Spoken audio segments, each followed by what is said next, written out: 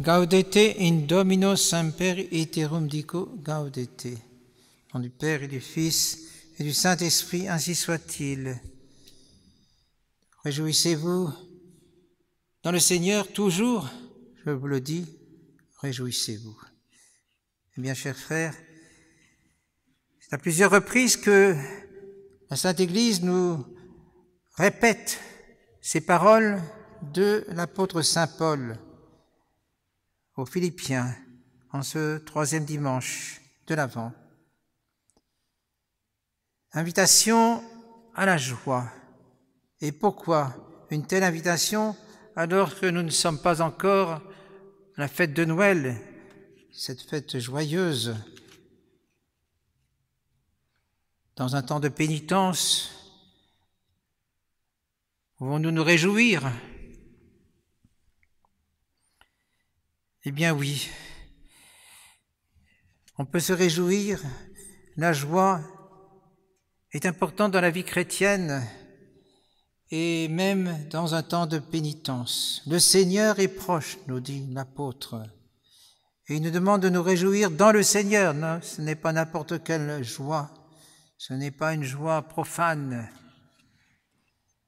Cette joie de ce dimanche, c'est celle de l'attente.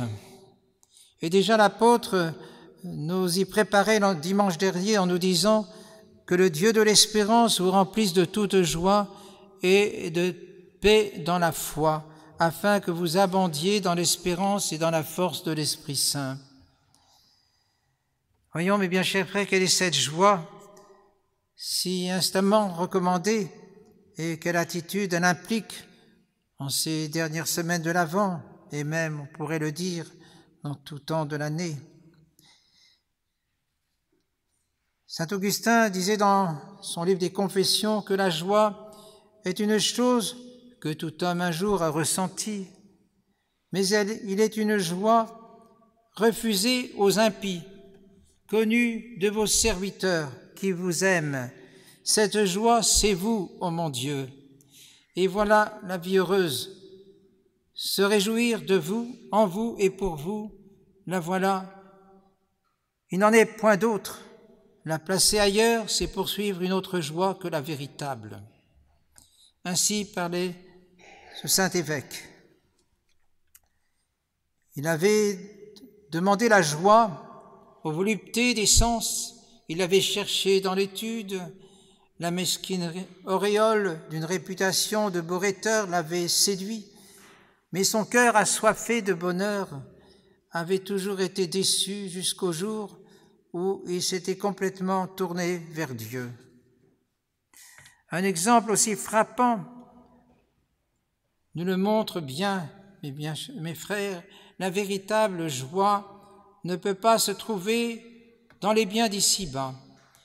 Même les joies les plus honnêtes ne sont pas complètes. Semblables à toutes les créatures, elles fleurissent un instant, puis se dissipent aussitôt. Car la joie est la satisfaction que produit en nous, en nos âmes, l'accomplissement de nos désirs. Et ces désirs, s'ils sont élevés, plus les joies sont nobles, plus elles sont intenses et complètes. Le voyageur, arrêté au pied d'une montagne, ne voit autour de lui qu'une petite vallée. Il n'a pas une vue d'ensemble, mais s'il monte, s'il s'élève, bientôt son horizon s'étend. Et lorsque l'ascension est terminée, son œil est impuissant à percevoir tout ce qui se présente à lui. Ainsi, pour notre âme, elle goûte une joie plus sereine, plus complète, à mesure qu'elle s'élève plus haut. Et voilà pourquoi l'apôtre nous invite à élever nos cœurs pour goûter la vraie joie, plus élevée que toute joie terrestre. Réjouissez-vous dans le Seigneur. La joie est le fruit de l'Esprit Saint, l'esprit d'amour, de charité. Le psalmiste disait déjà « Memor fui Dei et delectatus sum » « Je me suis souvenu de Dieu et je me suis réjoui ».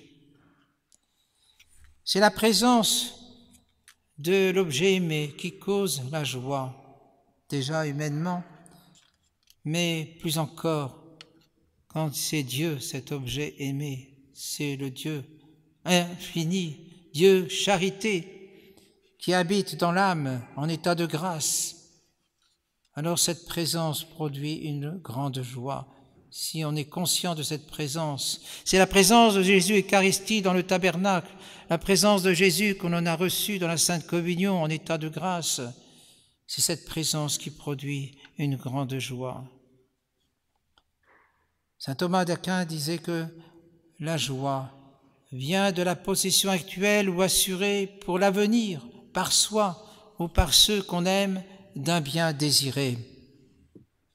Quand ce bien désiré est possédé, ou par ceux qu'on aime, ou par nous-mêmes, alors cette joie est grande. Elle est d'autant plus grande que le bien est plus précieux et qu'on a, pour ceux qui le possèdent, plus d'amour.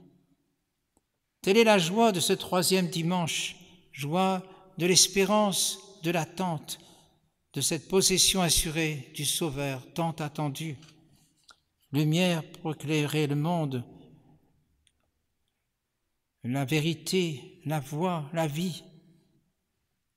Joie dans la foi, dans le Messie à venir et qui est déjà venu, mais pour ceux qui vivaient avant notre Seigneur, c'était cette joie du Messie attendu.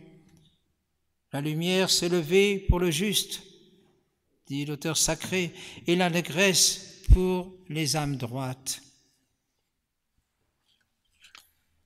Cette joie de l'espérance, nous la vivons dans ce temps de l'Avent. La grâce qui va nous être donnée, qui nous est donnée dans le sacrement de pénitence, qui est augmenté en nous par tout sacrement que nous recevons, si c'est le sacrement des vivants ou même des morts comme la pénitence, parce que on peut le recevoir, ce sacrement, en état pour être libéré, pardonné des péchés mortels. Vous puiserez avec joie aux fontaines du Sauveur, dit Isaïe. Le cœur qui aime Dieu demeure dans la charité. Disait encore saint Augustin, il vous possède, ô mon Dieu, qui êtes à vous-même votre éternelle joie. Et notre corps aussi se réjouit en espérance de la résurrection, se met dans la corruption et il ressuscite incorruptible. La vraie joie n'est autre que la vraie vie, la vie d'union avec le bon Dieu, qui nous met en possession de l'infinie bonté. Que de raisons pour nous réjouir dans la vie chrétienne.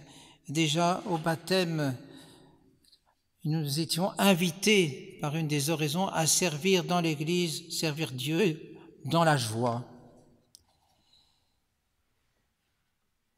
Dieu habite dans notre âme et cela procure la joie. Dieu vient pour notre salut, pour nous sauver, et c'est la joie de Noël. Et il vient en notre Seigneur rendre gloire à son Père, et cela nous procure une grande joie.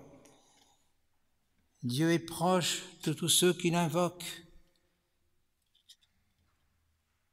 Je surabonde de joie, disait saint Paul, dans les tribulations, dans les épreuves.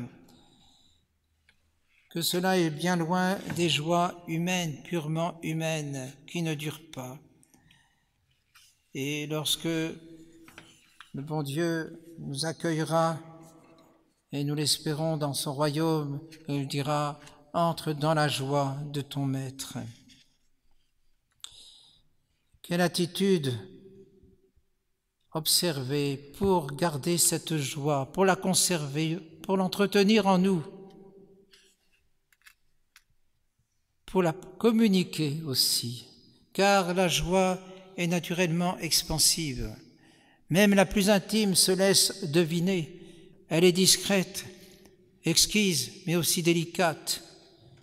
De même que la fleur ne garde pas sa fraîcheur sous un soleil trop ardent ou un vent impétueux, ainsi la joie ne subsiste complète que dans le calme de l'âme. Voilà pourquoi saint Paul poursuit « Que votre modestie soit connue de tous les hommes ». Jésus, Fils de Dieu, lui dont l'âme jouissait de la vision béatifique, s'est présenté aux hommes doux et humbles de cœur, dit Isaïe. Isaïe ajoute, il avait écrit ceci, « Voici mon serviteur, mon élu, en qui mon âme s'est complue. Il ne criera pas, on ne l'entendra pas, sa voix. Au dehors, il ne sera ni triste, ni précipité. » Simplicité, humilité, douceur, voilà les vertus qui conviennent pour garder la vraie joie. Aussi, l'évangile de ce jour donne un magnifique exemple en Saint Jean-Baptiste. « Qui es-tu » demandent les prêtres à Saint Jean-Baptiste. Écoutez la réponse si pleine de simplicité. Et il confessa, et il ne nia point. Et il confessa, « Je ne suis pas le Christ. » « Es-tu Élie » ? « Non, je ne suis pas Élie. » « Es-tu le prophète » ? « Non. » « Je ne suis que la voix de celui qui crie dans le désert. Aplanissez le chemin du Seigneur. » Et il dira aussi, « Je ne suis pas digne de dénouer la courroie de sa sandale. » De saint Jean-Baptiste, notre Seigneur dira qu'il est plus qu'un prophète. Parmi les enfants des hommes, il n'y a pas plus grand que lui. Précurseur de notre Seigneur, sanctifié par notre Seigneur dès le sein maternel, il tressaille d'allégresse dans le sein de sa mère, sainte Élisabeth.